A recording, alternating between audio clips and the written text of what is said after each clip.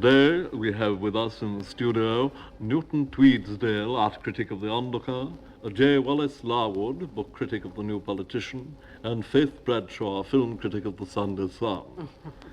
This week we have all been to see the exhibition of paintings by Auguste Streptoponicas Bonstad at the Royal Tate. And Newton Tweedsdale. Yes, well, of course, Bonstad is always exciting, isn't he? Isn't he? Yes. And I'm bound to say that I enjoyed the exhibition immensely. Nonetheless, one thing did strike me rather forcibly, and that is the fact that, well, to me at any rate, his later work seems to suffer from a lack of cosmic awareness that is entirely utterly at variation with the obvious sensibility of his more youthful canvases. What do you have to say about that, Faith Bradshaw? Well, two more points I would like to make, if I may. Yes, what are they, Tweedsdale? One can now detect in Bonstad's present work a certain, a certain architectural, as well as lyrical quality of suspensive secrecy with regard to the brushwork. Sense of fossilized motion, seems almost literally to spring at one from some of the paintings. That's all I have to say. Faith Bradshaw. well, you see, I should have said that sensing the resurgence of the traditional stress was exactly what Bonstad has done and is doing. I should have also said that he habitually used angular fragmentation of pigment in order to consummate his all-pervading theme of hermetic anarchy. J. Wallace It's as simple Larwood, as that. how did the exhibition strike you? Well, I know so little about art, I'm afraid I'm rather at my depth here. I can only say that I was strangely impressed by what I saw. Now, this may appear fanciful, but at times the nature of the work seems so embarrassingly personal that one can almost get a feeling that one was intruding. Oh, exactly. Well, wasn't it La Rochefoucauld who said toujours le monde se fait entendre avec le singe? Singe. And of course, didn't Schiller have it? Das ausgeschlagen. Ausgeschlagen, was in der Seiten ein Tag? Yes. Well, we appear to be agreed on essentials here and divided only on minor points. So now the book that we have all been reading is the new novel The Seeds of Distress by Luigi Salame, published by Bodley Hamilton at 15 shillings.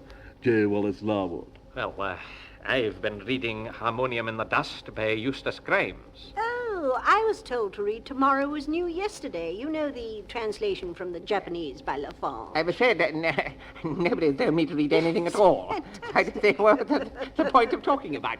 Exactly. Oh, it seems to be a bit damn stupid, I must say. Yes. Rather awkward. Something has obviously gone wrong. Absolutely. And we'd better pass on quickly to the film that I do hope we've all been to see. Yes. Dear me, I should never live this down. Oh, yes. The Seven Brave Tractor Drivers, which is being shown as part of the current Festival of Russian Films at Studio 9. Faith Bradshaw. Well, I'm going to be quite honest about this. I liked it. You liked it? Yes. Well, Yes, I did. I liked it. You have to be true about these things. Yes. There was a certain rugged earnestness combined with subtlety about I quite it that agree with I that. found wholly irresistible, but wholly irresistible. What do you say interesting? Oh, in that outstanding scene alone, where the hero paces the pigsty alone as he wonders what to do. Yes, yes, Well, the montage in that scene, you know, is so wonderful. It's so fulfilling due to the imaginative cutting of the highest order. Yes, it has That an scene, intrinsic it's- value, well, I thought. mean, it's utterly superb. Yes, The yes. camera appeared to flick, flick, flick, flick, That's like one of an the things inquiring eye from Ivan's tortured face I to liked the about cobweb it. on the ceiling, exactly. Brilliant From cutting. the cobweb to the grandfather's wooden leg standing by itself in the corner. What symbolic. poignancy there! What a telling touch! You know, this to me, this is true cinema. Wallace Larwood, have you anything to say about this? Well, I was just wondering if I might like to get a few words in, as I'm the only one who's done any reading on Harmonium in the Dust. Well, I'm afraid not. We don't have time, and we don't want to go back on something we're not very clear about. Newton Tweedsdale, what effect did this film have on you? Well, may I say at once that I found it in the main very trying. Oh, really? Well, I don't pretend to be an ardent cinema girl, but I did.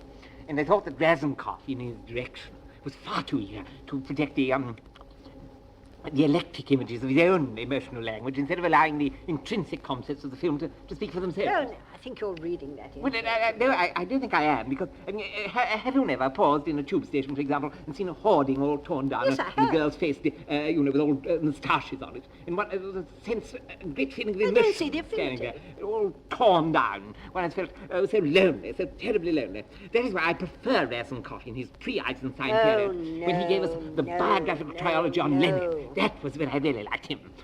Well, I'm afraid I must cut it here. I can quite see that we go on arguing this point for a long time. However, we must now bring the programme to a close. I'm terribly sorry about this mix-up. Just It is rather funny. right.